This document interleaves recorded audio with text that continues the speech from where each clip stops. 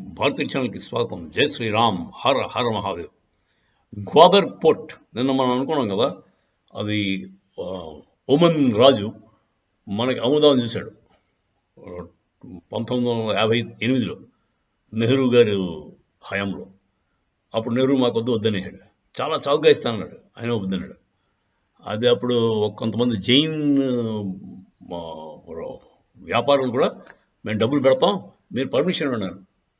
Permission ఇస్తే చాలు మేము కొనుక్కుంటాం. ఇండియన్ గవర్నమెంట్ పర్మిషన్ కూడా ఇవ్వలేదు. సో ఆఖరికి అది వాడు పాపం $3 మిలియన్ పాకిస్తాన్కి అమ్మేశాడు. దాంతో పాకిస్తాన్ వాళ్ళు గ్వాదర్ పోర్ట్కి అప్పటి నుంచి కూడా వాళ్ళ ఆధీనంలో ఉంది.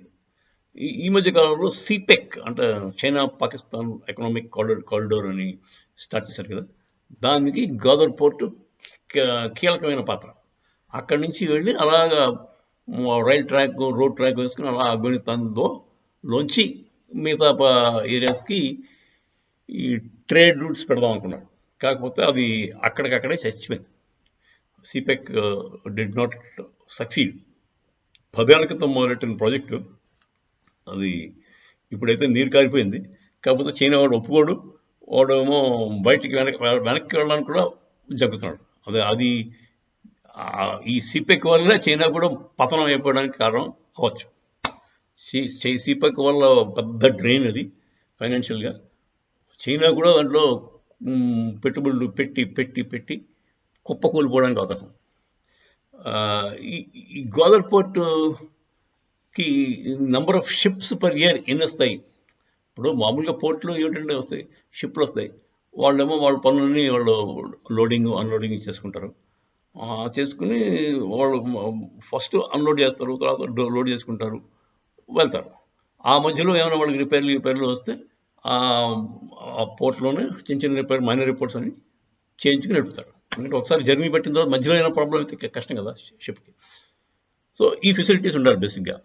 అవి దాంట్లో మరి దానికి మెయిన్ ఫెసిలిటీ ఉండవలసింది ఏంటంటే వచ్చిన కార్గోని బయటికి పంపించగలిగారు. అసలు కార్గో ఎందుకు వస్తుంది, ఎవరికోసం వస్తుంది? అది ఇప్పుడు దుబాయ్ ఎయిర్పోర్ట్, దుబాయ్ హార్బర్ అంత దాన్ని చేస్తాను అన్నాడు చైనా వాళ్ళు, పాకిస్తాన్ వాళ్ళు అనుకున్నారు ఆ టైంలో. దుబాయ్కి తిరిగి చాలా తేడా ఉందండి. దుబాయ్లో అది రావాల్సిన అవసరం ఉంది. వాళ్ళకి కమోడిటీస్ ఇంపోర్ట్ చేస్తున్నారు, తర్వాత వాళ్ళు ఎక్స్పోర్ట్ చేస్తారు. ఇంపోర్ట్ ఎక్స్పోర్ట్ ఎక్కువ ఉంటేనే, ఆ మూమెంట్ ఉంటేనే షిప్లు వచ్చి ఏమైనా చేస్తాయి. లేదా ఊరికి ఖాళీగా వచ్చి షిప్ వచ్చి ఇంకా ఖాళీగా షిప్ వెళ్తే ఎవరికి ఉపయోగం లేదు. సో ఇంపోర్ట్ ఎక్స్పోర్ట్ జరగాలంటే బిజినెస్ జరగాలి. బిజినెస్ జరగాలంటే వాతావరణం బాగుండాలంటే టెర్రరిజం ఉండకూడదు. ఇప్పుడు బేసిక్గా వీళ్ళ స్టార్టింగే ఒక ఫ్రాడ్ మెకానిజం. వాళ్ళు సిద్ధాంతమే తప్పు. ఏంటంటే పార్ట్నర్షిప్ ఏంటంటే 90% ప్రాఫిట్లు చైనాకి వెళ్తాయట. 100కి 90% చైనా ప్రాఫిట్ తీసుకుంటుంది, 10% మాత్రం పాకిస్తాన్కి ఇస్తుంది. ఇది అన్ఫేరే కనబడుతుంది. బాగా మరి మధ్యలో గోదావరి ఎక్కడ ఉంది? బలూచిస్తాన్ ఉంది. ఆ బలూచిస్తాన్ ప్రజలకి ఏమొచ్చింది?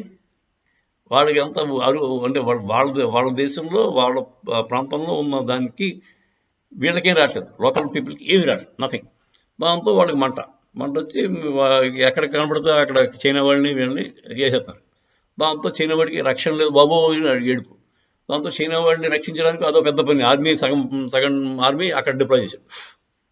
చైనా వాళ్ళని రక్షించడానికి బోర్డు మీద ట్రూప్స్ డిప్లాయ్ చేసుకున్నాడు. సో ఇదంతా కాకుండా ఈ టెర్రరిజం, తర్వాత లోకల్ పీపుల్ సహకారం లేకపోవడం, తర్వాత ఈ ఇంకో పెద్ద ప్రాబ్లం ఏంటంటే ఈ లీకేజ్ అంటే కరప్షన్ వల్ల వచ్చే డబ్బులు లీకేజ్. మీకు జ్ఞాపకం లేదు, రాజీవ్ గాంధీ గారు అంతకుముందు మన ఇండియాలో నేను ₹100 ఇక్కడ ప్రజలకు ఇద్దాం అనుకుంటే దాంట్లో 15% ప్రజలకి చేరుతోంది అని చెప్పాడు. ఇప్పుడు డైరెక్ట్ మనీ ట్రాన్స్ఫర్ ఉండేది కదా ఆ రోజుల్లో. మన మోదీ గారు వచ్చాక మీకు అందరికీ జీరో బ్యాలెన్స్ అకౌంట్లు ఓపెన్ చేయించి ప్రతి ఒక్కరికి అకౌంట్ ఉండదు. ఆ అకౌంట్లో డైరెక్ట్గా మనీ వెళ్తుంది. సో ఆ లీకేజ్ తగ్గించారు. అదే లీకేజ్ కరప్షన్ వల్ల వచ్చే లీకేజ్ అనమాట. ఆ లీకేజ్ అక్కడ 80% అంటాడు. అంటే గోదర్ పోర్ట్లో మీరు ఏమైనా 100 రూపాయలు ఖర్చు పెడితే చైనావాడు దాంట్లో 80 రూపాయలు లీకేజ్, అంటే వాడు లంచాల కింద ఆర్మీ జనరల్కి గాడికి వెళ్ళిపోతుంది. సో బాగానే ఉంది, పాకిస్తాన్ వాడి పని బాగానే ఉంది. 10% ప్రాఫిట్ అన్నాడు కానీ ప్రాఫిట్ ఎలాగే ఉండదు దాంట్లో. ఖర్చులోనే వాళ్ళు 80% లాగేస్తారు. అది పాకిస్తాన్ జనరల్ లాగేస్తారు. So it's very profitable for Pakistan I should say. కాకపోతే చైనా పని కొంచెం ఇబ్బందికరంగా ఉంది. దాంట్లో ఉన్నంతసేపు వాడికి డబ్బులు పోతాయి. వాడు బయటికి లాక్కోలేడు, పీక్కోలేడు. బయటికి వెళ్తే వాడు పరువు నష్టం. ఓడిపోయింది చైనా అంటే ఓటమి ఒప్పుకుని బయటకు వచ్చేసింది అని అందరూ నవ్వుతారు. వాడు ప్రెస్టీజియస్ ప్రాజెక్ట్ కింద స్టార్ట్ చేశారు. సో ఇప్పుడు ఆ ప్రెస్టీజియస్ ప్రాజెక్ట్ వల్ల తుస్సుమని ఉంది. దాంతో వాడు పైకి లాక్కోలేడు, లోపల ఇన్వెస్ట్మెంట్ పెట్టలేడు. మొత్తం దీనివల్ల చైనా కూడా మునిగిపోయే అవకాశం ఉంది. ఇప్పుడు తక్షకుడు అనే పావుని ఇంద్రుడికి ఫ్రెండ్ తక్షకుడు పావు. ఆ తక్షకుడు పరీక్షిత్ మహారాజుని కరిచి అతన్ని చంపేశాడు. దాంతో పరీక్షిత్ మహారాజు కొడుకు, అతని పేరు జనమేజయుడు, ఆయన సర్పయాగం అని తలపెట్టాడు. ఆ సర్పయాగంలో మొత్తం ఒక్కొక్క సర్పం పేరు పిలిస్తే వచ్చి పడిపోతుండే. ఆఖరికి తక్షకుడు ఎక్కడ రమ్మంటే రావట్లేదు. తక్షకుడు పేరు పిలిచారు ఋషులు, రా తక్షకాయ స్వాహ అన్నారు, రాలేదు. ఎక్కడున్నాడంటే ఇంద్రుడి తాలూకు సింహాసనాన్ని పట్టుకు కూర్చున్నట్ట. ఇంద్రుడు వాడు మంచి దోశలు కదా, దాంతో కాదు. దాంతో వీళ్ళకి కోపం వచ్చి సహేంద్ర తక్షకాయ స్వాహ అన్నాడు. అంటే ఇంద్రుడితో పాటు వచ్చేరా అన్నాడు. అంటే ఇంద్రుడు తక్షకుడు దొల్లుకుంటూ వచ్చేసాడు. దాంతో అలా ఉంటుంది. ఇప్పుడు సిపెక్ని రక్షించేద్దామని వీళ్ళు సిపెక్ అనే తక్షకుడిని చైనా అనే ఇంద్రుడు కాపాడదామని చూస్తే దాంతోపాటు చైనా కూడా మంటల్లో పడిపోయే అవకాశం ఉంది. అర్థమైందండి. ఇది మన భారతంలో ఉన్న ఇంట్రెస్టింగ్ స్టోరీస్ చాలా ఉంటాయండి.